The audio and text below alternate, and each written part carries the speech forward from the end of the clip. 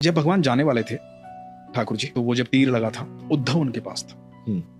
उद्धव भगवान का सारथी, सबसे प्रिय मित्र, और उद्धव को ये हक दे रखा था कि उद्धव मतलब कुछ भी बात करता था भगवान से, क्योंकि सारथी उद्धव। एक बात मैं कहना चाहता हूं, मैंने 125 साल यहां पर बिताए, जिसने जैसा चाहा वैसा उसको दिया। तूने कभी कुछ मांगा नहीं, मैं चाहता हूं तू भी कुछ मांग। तो उद्धव बोले, प्रभु मेरे साथ आप हैं, अनंत ब्रह्मांड का रचयिता जिसके साथ हो, उससे क्या जरूरत है किसी चीज की, मुझे कुछ जरूरत नहीं।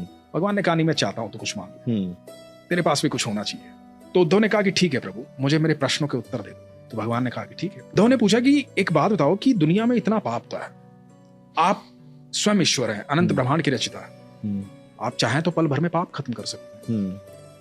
पाप होता ही क्यों है, लोग करते ही क्यों? पाप तो होना ही नहीं चाहिए, आपके होते हुए पाप नहीं होता, महाभारत भी नहीं होती। तो भगवान ने बड़ी महत्वपूर्ण बात कही, वो बड़े ध्यान से सुनिएगा। भगवान ने कहा कि मैं हर जीव के साथ साक्षी भाव में रहता हूं, मैं किसी के कर्म में हस्तक्षेप नहीं करता। कि तुम अच्छा करो या बुरा करो, मैं उसमें हस्तक्षेप नहीं करूंगा, मैं तुम्हारे साथ रहूंगा, हर पल साथ रहूंगा, उसका साक्षी बनूंगा जो तुम कर रहे हो, और फिर तुम्हारे प्रारब्ध बनेंगे, अच्छे या बुरे, उसका फल तुम भोगोगे, क्योंकि वो कर्म तुमने किया। तो उद्धव ने बोला, प्रभु ये तो बड़ी अद्भुत बात हुई, मतलब आप तो मजे ले रहे हो बेसिकली, और देख रहे हो यार वो अच्छे कर्म कर रहा है तो इसको अच्छा फल मिल जाएगा, ये बुरे कर्मों की गठड़ी बांध रहा है तो इसके पाप की गठड़ी बन जाएगी, इसको बुरे कर्म का फल मिलेगा। रोक नहीं रहे हो आप, तो ये गलत नहीं है, तो आप तो मजे लेने का काम कर रहे हो। हाँ। ये तो ठीक नहीं है। हाँ।